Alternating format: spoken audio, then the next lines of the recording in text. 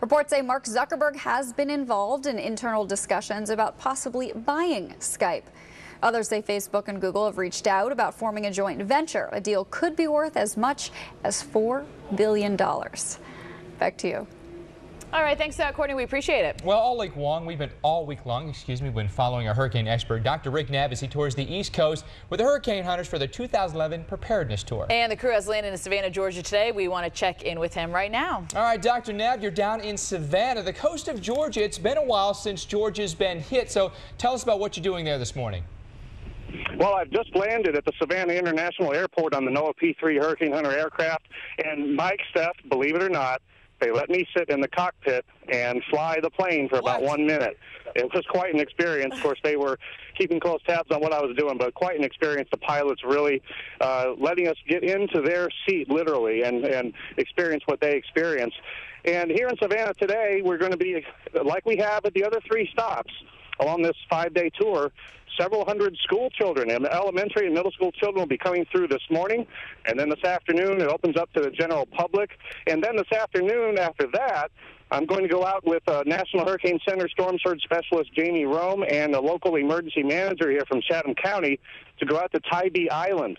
And we'll do some interviews with them out at the beach and talk about the storm surge hazard there. And as you all know, the coast of Georgia has not experienced the direct impacts of a significant hurricane in decades, but that doesn't mean it cannot happen.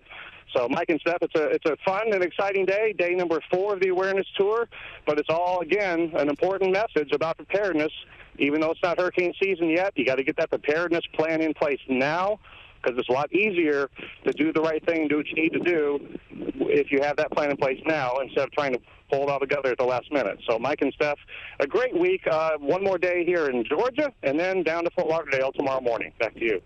Hey, Dr. Knabb, you're traveling tomorrow to Fort Lauderdale, and we know that Florida's been hard hit in recent years. What's your message going to be there? Well, the message I'm going to focus on today here is that hurricanes are both a coastal and an inland event, and they do not discriminate. The hurricanes, even if you have not experienced one in your area for your lifetime or since the time that you moved to a hurricane-prone area, you're still vulnerable. I've talked to so many people this week that say, well, I've been here 30, 40 years, and it hasn't hit, so I figure it's not something I need to worry about. And that's just not the case. History tells us from the late 1800s that the Georgia coast had major hurricane landfalls and many fatalities due to storm surge. It can happen again. You got to be prepared. All right, Dr. Knabb on tour with the hurricane hunters this week. Dr. Knabb, thanks. All right, the Kentucky Derby is this weekend, and we want to have a look at the forecast for the Oaks and the Derby. The Oaks is when the fillies run on Friday. That's the ladies, and